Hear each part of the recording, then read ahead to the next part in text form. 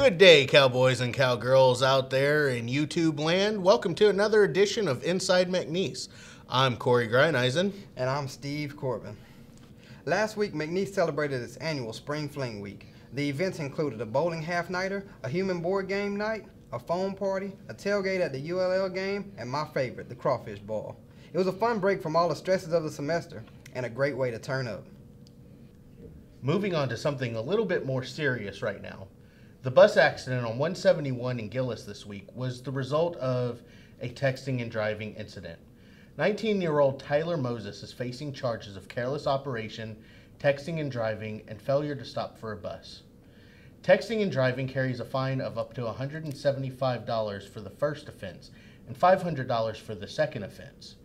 If you are involved in a crash during that incident, then it also carries a fine that doubles. April is Distracted Driving Awareness Month, so stay safe on the roads. Those text messages can wait. The Calcasieu Parish Sheriff's Office is investigating a murder-suicide at a home on Dolphin Drive in South Lake Charles. It is the same home where a fire was reported around 11:30 a.m. Monday morning. The suspect died at a local hospital while the victim's body was found inside the home. Calcasieu Sheriff Tony Mancuso said while containing the house fire, officials may have seen what looked like an explosive device. Fire crews were working on putting out a hot spot from a distance until the state police bomb squad arrives and gives the okay. Mancuso said it was too early to say how the victim died, but early witness accounts indicate that the suspect shot himself in the front yard after the victim died. The identities of the victim and the suspect has not been released pending notification of the kin. Over 20 professional teams showed up to this year's Pro Day to take a look at tight end Nick Jacobs. But he wasn't the only one out there that impressed the scouts. Deontay Spencer also turned a few heads when he posted the fourth best 40 time in all of college football, as well as the second best vertical out of all wide receivers. Both players are being looked at to go late in the draft this year. Another thing that is causing a stir among the McNeese students is the length of time the Frazier Library has been shut down due to renovations. The library has been closed for over a calendar year now, and students are trying to find alternative places to study on campus. Here to talk about the library is our correspondent, Adam Harris. Welcome, Adam. Thank you, Steve. So the library has been shut down for quite a while. Where are we in the process? Well, according to Richard Roden, the bid proposal has not even gone out yet. Wow. So what is the timeline for the completion? Do you know? Well, it was intended to start last spring, spring of last year. Right. But they've had coding issues, they've had some issues with the funding and other design issues that have delayed that process. So when can we expect to find out about who won the bid? Well, Roden talked to the state, and according to them, he should know something within 3 to 4 weeks. 3 to 4 weeks. And then they'll be ready to make some type of announcement. You'll probably see in the local newspaper. Okay. Well, let's just hope they get things rolling soon. Yeah, and this week we had an opportunity to get the cameras out there at the new ranch, and we talked to students about the library, where it was located, and asked them how they felt about the library.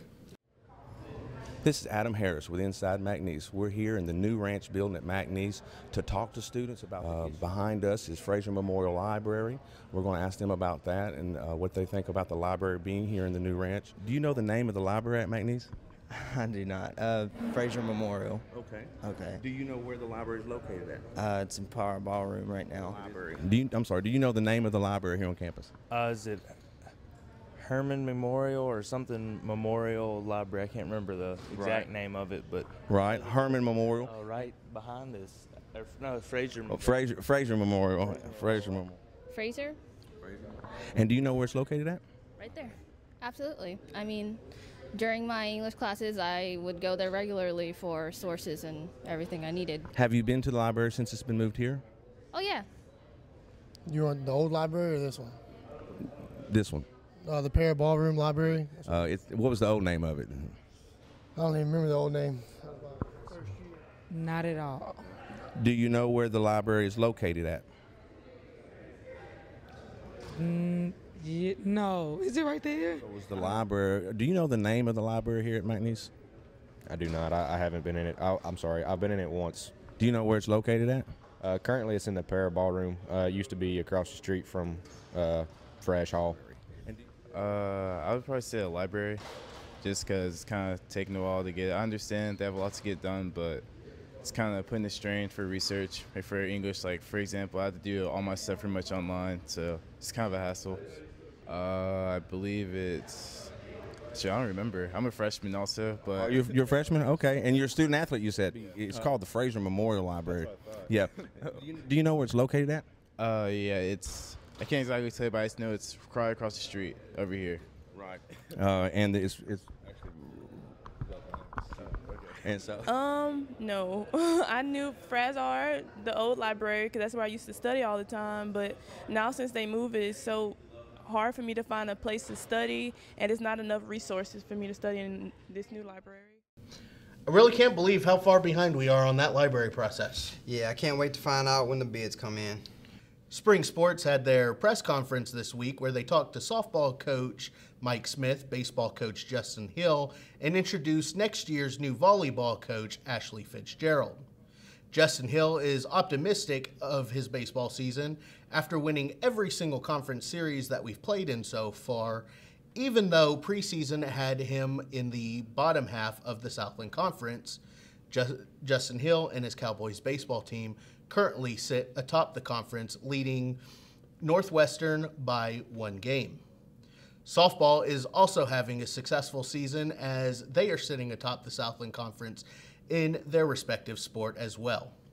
Here to talk about the softball season and the success that the Cowgirls are facing is our sports correspondent, Levi Powell. Thank you, Levi, for coming out today. So you've been following the softball team for the past couple of weeks, I understand. Oh, yes, I have, Corey. I've come out to some of the games. They were doing really well. They won all the games I went to, so they're having a pretty good season. Now, I know that we have beat quite a few top 10 teams, including number 1 Alabama, number 16 Texas A&M, and number 26 University of Alabama Birmingham. We also have LSU on the schedule, who's currently sitting at number 9, as well as ULL. Actually, LSU sitting at number 26, I'm sorry, and ULL is sitting at number 9. Do you think this success is promising for the postseason this year? I do. I believe that the Cowgirls are going to make the postseason, and I think that their wins have been very successful, and I hope they continue to win. Okay, so let's go ahead and see what you have for us on softball. All right.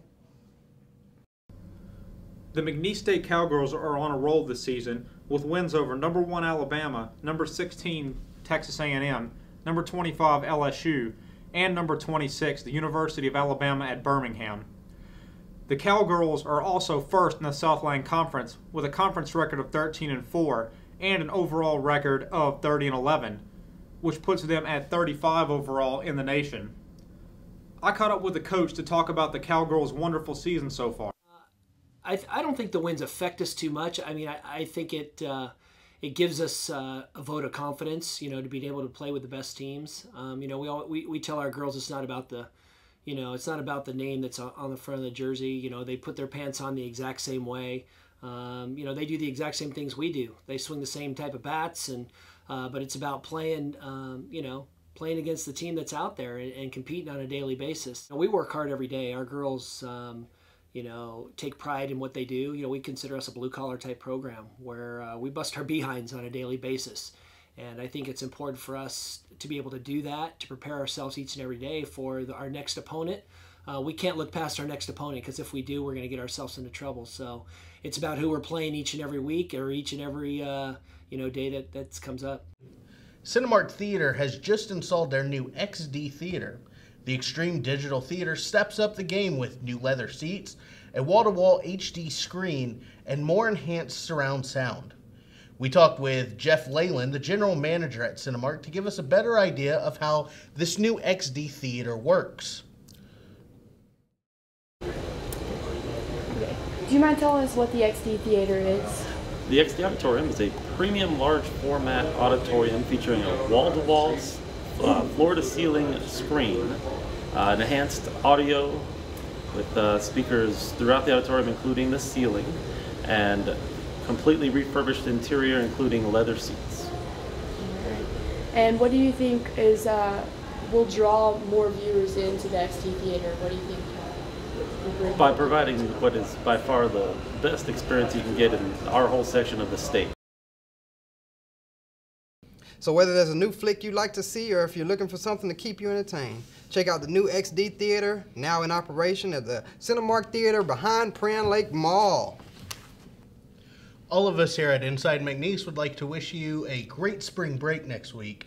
And don't forget to check us out on social media through Facebook and YouTube. Well, that would just about do it for us here at Inside Mcneese. I'm Steve Corbin. And I'm Corey Grineisen.